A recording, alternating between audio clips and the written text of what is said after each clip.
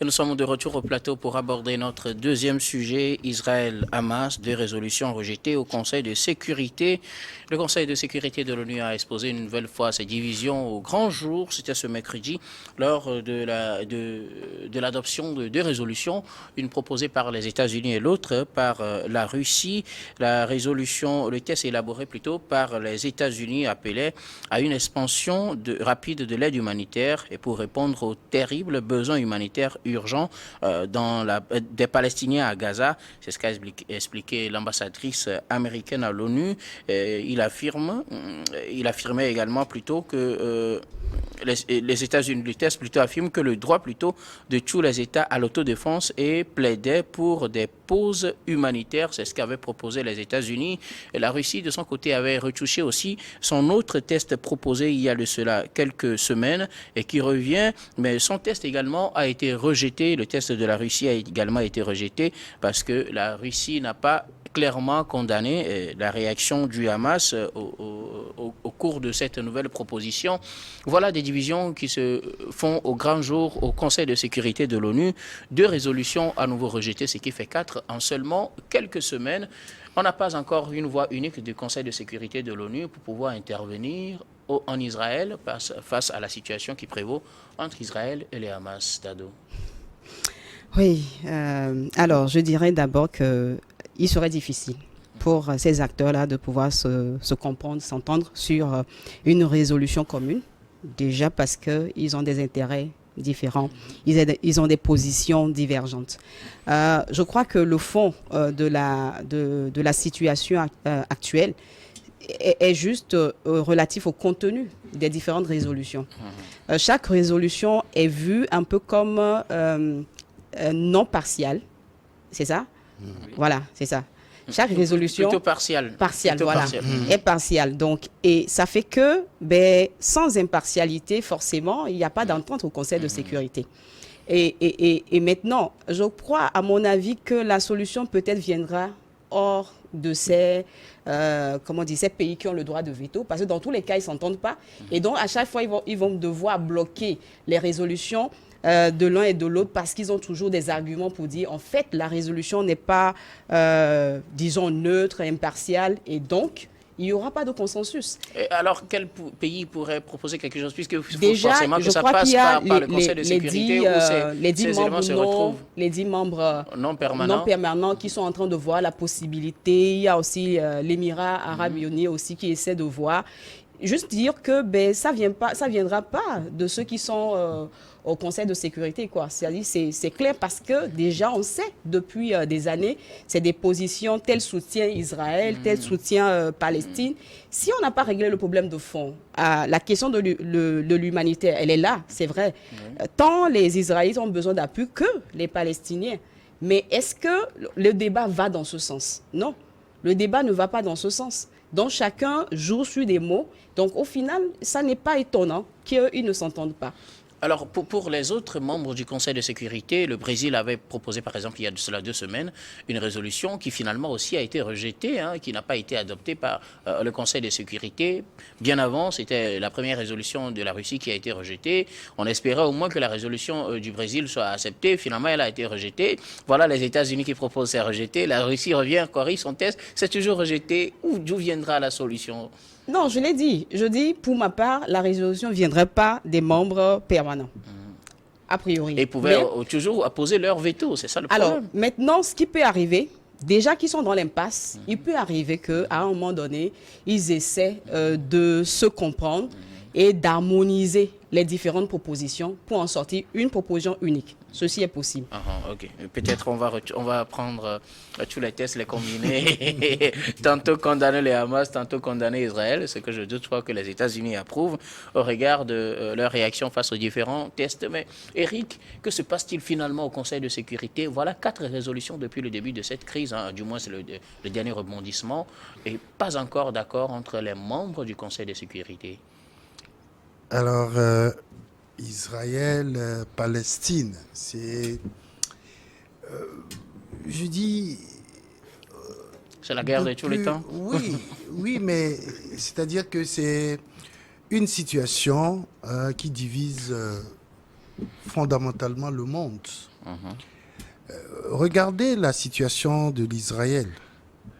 C'est un pays qui se retrouve entre plusieurs pays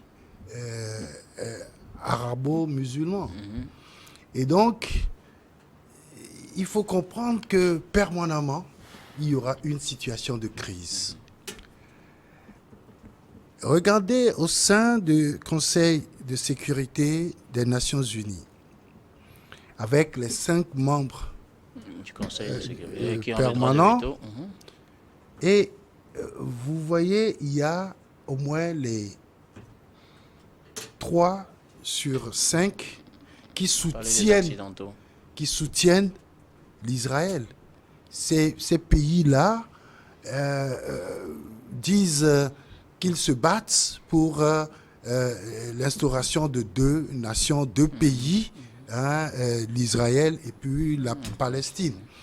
Mais dès qu'il y a une situation de crise, leur position est tranchée. On rejette des résolutions tout simplement parce que le pays qui a fait la proposition n'a pas soutenu un camp ou l'autre.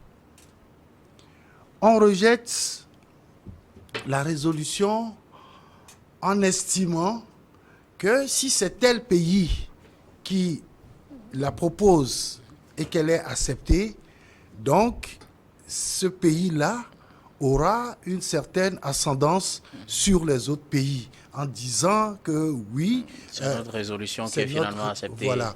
C'est des considérations qui font que... Vous savez que le 24 octobre dernier, c'était les... Combien La journée des Nations Unies. La journée des Nations Unies. Okay. Ça fait combien 63 ans. Oui, depuis 45, non? Oui, ça fait... Oui, ça fait... 78 ans. Oui, 68 ans. 78 ans. 78 ans que les Nations Unies ont été créées. Aujourd'hui, quand vous regardez bien, il n'y a que ces 5 pays-là qui font la loi. Et on dirait que nous, les autres pays, ne feront que suivre ces pays-là au gré de nos relations de coopération, de je ne sais quoi, avec ces pays. Quand ils parlent, on est obligé de suivre.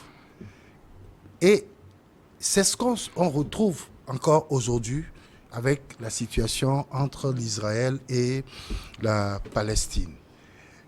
Quand j'ai vu votre titre, Israël-Hamas, je me suis posé une question. Le Hamas, c'est un groupe d'individus. Mais là, vous parlez d'un État contre un groupe d'individus. Oui. Est-ce que c'est de ça il s'agit? Il s'agit plutôt de l'Israël, de la Palestine. Non, mais plutôt le Hamas ne porte pas toutes les aspirations. Voilà, justement, parce qu'il y a un problème de fond qui se toutes les aspirations du peuple palestinien, je suis désolé. Oui. Le Hamas n'a pas un pays. L'Israël, aujourd'hui, réagit par rapport à ce qu'a fait le Hamas, mais l'Israël n'attaque pas le Hamas, mais c'est toute la Palestine qui est attaquée. Ceux qui meurent aujourd'hui, est-ce que nous allons les appeler les membres du Hamas? C'est une entité qui est difficilement identifiable. Alors identifiable. Alors, je pense qu'il faut... Ça pose effectivement un problème de fond. Puisque officiellement, ce n'est pas la Palestine qui a bombardé Israël. C'est ça le problème aussi. Vous voyez, c'est justement cet argumentaire-là qui fausse tout le débat au niveau des Nations Unies. Il ne faut pas mettre de côté un État, un groupe d'individus, qu'ils soient terroristes ou je ne sais pas quoi, et dire que le pays a le droit d'affronter ce groupe-là sur un territoire. Je pense qu'il y a une jurisprudence qui est créée. Et il faut déjà régler ce problème-là avant de trouver la bonne résolution. C'est mon avis. Et je pense que ce sera très difficile aujourd'hui de trouver un consensus au niveau du Conseil de sécurité des Nations Unies. Ça va être très difficile par rapport à cette jurisprudence-là qui est créée. Des individus sont allés attaquer un pays. C'est tout à fait logique que ce pays-là réagisse, mais il faut que ce pays-là réagisse de façon proportionnelle. Surtout, il ne faut pas que ce soit des Palestiniens qui soient tués au nom du Hamas. Et voilà justement tout ce qui fait le débat aussi dans cette crise entre Israël, je rappelle, entre Israël et les Hamas, parce que justement la Palestine a un président de l'autorité palestinienne, Mahmoud Abbas, qui n'est pas réellement impliqué dans cette affaire. Parce que le Hamas, carrément, n'est plus dans la logique de Mahmoud Abbas aujourd'hui. Mais avant d'arriver sur... C'est la branche modérée. Voilà, justement, avant d'arriver sur ce débat peut-être entre Israël et la Palestine, ou faut-il dire Israël-Palestine, faut-il dire Israël-Hamas, je viens à vous, le Conseil de sécurité... Non, mais Guillaume, je voudrais te dire un truc. Ce qui se passe là, c'est qu'il y a un antécédent. Bien sûr.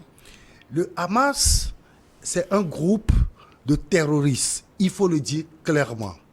Mais ce terrorisme-là est identifié comme étant un terrorisme d'État parce que le Hamas a participé à une élection dans ce pays et l'a gagné. Si le Mahmoud Abbas est mis en minorité, c'est parce qu'il y a eu des élections qu'il a perdues. L'autorité palestinienne. Et donc, je crois que si le Hamas n'était pas un groupe de la Palestine, qu'est-ce qu'on dirait ? On ne pourrait pas dénier justement le lien entre le Hamas et la Palestine. Juste que le débat pour certains, puisque moi je ne dois pas faire le débat, c'est que peut-être le Hamas ne représente pas toute la Palestine. C'est là où se pose en fait le débat. Mais avant d'y revenir, le Conseil de sécurité se divise une fois encore. Voilà 4 résolutions en quelques semaines, disons 2 semaines et un peu plus, qui sont rejetées au Conseil de sécurité de l'ONU parce que tel a dit tel et que tel n'est pas d'accord. Finalement, on n'a pas encore de résolution depuis que les événements, ou du moins les derniers rebondissements dans cette affaire entre Israël et le Hamas. Oui, déjà pour commencer, je ne crois pas qu'il y a une erreur de dénomination de notre titre. Je suis en profond désaccord avec monsieur Eric, par toujours rapport... cette affaire, ce sera toujours selon, donc on va le prendre comme effectivement, cela. Sur cette affaire. Non, mais nous vivons une époque où on fait l'apologie des vertus du multilatéralisme en droit international, où on estime que la diplomatie internationale est capable de résoudre un certain nombre de conflits. Mais on voit très bien que dans le cas d'espèce, effectivement, la diplomatie internationale est totalement impuissante. Vous avez parlé des 4 résolutions des Nations Unies, où vous avez des pays qui disposent du droit de veto, qui s'opposent mutuellement et qui n'arrivent toujours pas à trouver un consensus. Donc, je trouve ça quand même assez lamentable. Bon, depuis la création disons de la Palestine, parce que les Juifs sont quand même un peuple diasporique. On a jugé utile de les réunir dans un pays depuis les années 1947-48 par Ben Gourion, le père fondateur de l'Israël. On voit très bien qu'on est dans un cycle infernal de conflits où la Palestine, où la branche armée, les radicaux estiment que l'Israël est animé des velléités impérialistes et que s'il faut s'insérer dans cette dynamique-là, la Palestine viendrait un jour à disparaître totalement. Et donc, du coup, on voit très bien des tensions, un certain nombre de conflits. Pour revenir au texte soumis par les États au Conseil de sécurité, moi, je crois que ça fait quand même des années qu'on dénonce les dysfonctionnements. Il y a une certaine carence institutionnelle avérée aux des Nations Unies. Pour appliquer même la formule d'Emmanuel Macron quand il parlait de l'OTAN, je crois que le Conseil de sécurité est en état de mort cérébrale, que le Conseil de sécurité aujourd'hui a du mal à prendre un certain nombre de résolutions. Le secrétaire général des Nations Unies est totalement impuissant face, disons, à l'opposition des intérêts des grandes puissances, que ce soit la France, la Russie ou les États-Unis. Donc, la Russie, quand vous prenez par exemple le texte de la Russie, la Russie propose un cessez-le-feu, Mais les États-Unis accusent la Russie de n'avoir pas inscrit une disposition, par exemple, ne reconnaissant à l'Israël le droit de se défendre. Donc, c'est le point d'achoppement, c'est le point de discorde entre les États-Unis. Et maintenant, la Russie accuse également les États-Unis d'avoir pris unilatéralement un certain nombre de résolutions qui n'engagent pas les autres États. Ils estiment que le délai n'est pas raisonnable, c'est-à-dire qu'il y a une volonté manifeste des États-Unis d'imposer le texte aux autres pays en ne donnant pas le temps suffisant aux autres d'apporter des amendements pour trouver un consensus. Donc vous voyez, on se retrouve dans un jeu de ping-pong où vous avez des États qui s'accusent mutuellement d'un certain nombre de choses. Et je crois que ma soeur ici sur le plateau a parlé de défaut d'impartialité. Effectivement, quand vous analysez, quand vous scrutez la posture des États, vous rendez compte que ces États-là ne sont pas du tout passés. C'est-à-dire que chacun désigne un camp. Donc c'est pour dire tout simplement qu'au Conseil de sécurité, il y a une guerre même par procuration du Hamas et ou de la Palestine et de l'Israël. Qui se transporte finalement aux États-Unis. C'est pour nous dire tout simplement, on écoute des grands discours où des gens s'autoproclament des humanistes, mais on voit très bien que tous ces morts-là qu'on compte à Gaza n'émeut personne en réalité. Moi, je crois qu'aujourd'hui, le monde a intérêt à trouver un consensus pour régler ce conflit-là de manière pérenne.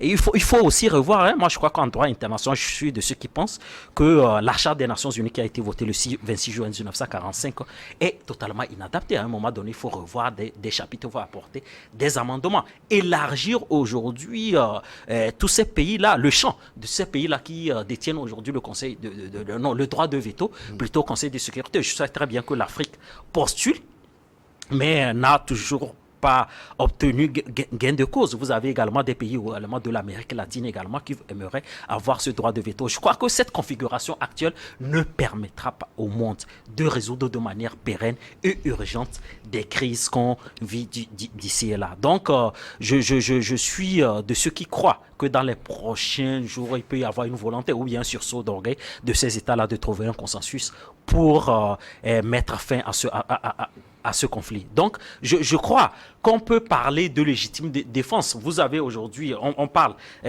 quand vous prenez par exemple une jurisprudence de la Cour internationale de justice, on dit, oui, la légitime défense peut être exercée par un État en droit international, mais dans des circonstances exceptionnelles.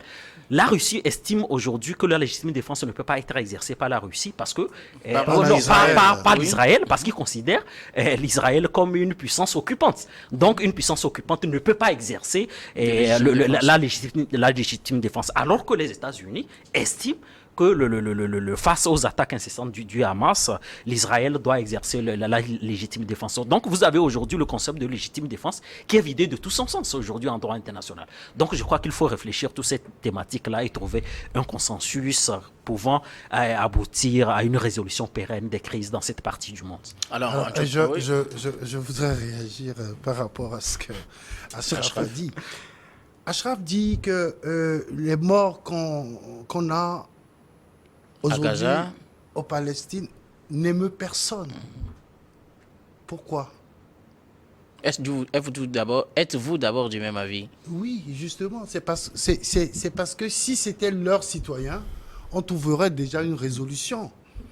Tout simplement, c'est parce que c'est, dans un camp perdu de la terre, où les Palestiniens ne représentent pas grand-chose pour ces pays-là. Mais il y a des Israéliens aussi qui sont morts. 1400 Israéliens, 6500 Palestiniens. On est d'accord sur tout ça. Vous savez, ces gens-là mettent tellement la pression sur les autres pays du Conseil qu'ils sont obligés de les suivre. Parce que les États-Unis ont dit la Russie n'a pas condamné l'attaque du Hamas, donc il ne faut pas voter cette résolution. Plusieurs pays l'ont suivi. De la même manière, la Russie dit les États-Unis ont pris beaucoup de décisions unilatéralement et donc on ne peut pas les suivre. Et voilà, d'autres pays aussi ont suivi. C'est-à-dire qu'aujourd'hui, Moi, je pense qu'il faut véritablement qu'on revienne au test fondamental des Nations Unies. Je disais 65 ans tout à l'heure parce que la charte des Nations Unies n'est pas rentrée à chose en 45. 45. Je crois que c'est un peu plus tard. Un peu plus tard. Donc, il faut qu'on revienne au test fondamental. Il faut refonder le Conseil des Nations Unies. Avec cette situation-là, moi, je reste toujours pessimiste par rapport à une résolution, soi-disant que les gens vont avoir... Non, ils vont attendre qu'il y ait au moins 10 000 et 50 000 morts avant de se dire, oui, bon, voilà, on a atteint un seuil inacceptable, intolérable, et donc on va avancer. On va avancer, pourquoi? La résolution, on dit aider les gens à pouvoir se nourrir, aider les gens à pouvoir, ceux qui sont des civils, qui ne sont concernés en rien par cette guerre-là, à trouver un abri. Et vous dites que, bon, vous considérez des broutilles, si j'ose appeler ces considérations-là, quoi. Donc, bon, je suis tout simplement pessimiste par rapport à une certaine résolution. résolution. Ce qui va poser un sérieux débat sur l'avenir du Conseil de sécurité des Nations Unies, parce que ce test, du moins c'est les 2 derniers tests, ce qui est proposé par les États-Unis, c'est qu'il y a des besoins humanitaires urgents donc pour les Palestiniens à Gaza, mais le test reconnaît aussi le droit à l'autodéfense d'Israël, et le test a été approuvé par 10 membres, rejeté par 3, dont la Russie, la Chine et les Émirats arabes unis, et il y a également 2 abstentions. On se demande pourquoi. Et d'un autre côté, le test proposé par la Russie, c'était le premier test proposé il y a de cela plus de 2 semaines et qui a été retouché, qui de son côté appelle à un cessez-le-feu humanitaire et à des pauses et condamne également les attaques abominables du Hamas. C'est le terme qui ne convient pas réellement selon les États-Unis. Ce n'est pas attaque abominable, c'est une agression. Au pire que cela selon les États-Unis. Et donc la résolution également de la Russie n'a été approuvée que par la Russie, la Chine, les Émirats arabes unis et par le Gabon. Les autres, c'est-à-dire les États-Unis et le Royaume-Uni, l'ont rejeté. Et il y a eu 9 abstentions. À cette allure, ça fait 4 résolutions, je le disais, depuis que la crise a résurgi. Est-ce que cela ne pose pas un sérieux débat sur l'avenir même du Conseil de sécurité des Nations Unies et par extinction des Nations Unies de façon générale? On sait que c'est par faute d'imposition que la SDN a disparu pour faire place aux Nations Unies. Aujourd'hui, 4 résolutions rejetées, alors que, je le disais tout à l'heure, il y a 6500 morts aux côtés de Gaza, 1400 côté Israël. Est-ce que ce n'est pas assez quand même pour faire taire les divergences dont nous venons de parler et trouver une solution au risque de perdre les Nations Unies, Achraf? Oui, mais je crois que les Nations Unies ont fait l'objet de toutes les réflexions possibles, que ce soit les internationalistes, les philosophes et un certain nombre de choses. Mais au fait, le monde, les relations internationales sont fondées sur le réalisme et sur un certain nombre de pragmatisme. C'est pour cette raison que je dis appréhender ces problèmes-là avec une posture morale, pour moi, c'est totalement contre-productif. Alors, quelle doit être la solution aujourd'hui, clairement, aux Nations Unies? Oui, la résolution aujourd'hui, c'est qu'il faut une offensive extrêmement forte, disons, des pays qui ne disposent pas le droit de veto. Il faut une volonté, parce que... Peuvent-ils contraindre les pays, les membres permanents à ne pas opposer de droit de veto? Effectivement, on peut trouver une formule pour les contraindre. D'autres peuvent me dire, oui, mais ces pays-là ont essayé par le passé à contraindre les pays qui disposent le droit de veto aujourd'hui de voter. Parce qu'il y a un narratif. Parce que la configuration actuelle du Conseil de sécurité est fondée sur un narratif. Ce sont les vainqueurs de la Deuxième Guerre mondiale aujourd'hui qui disposent le droit de veto.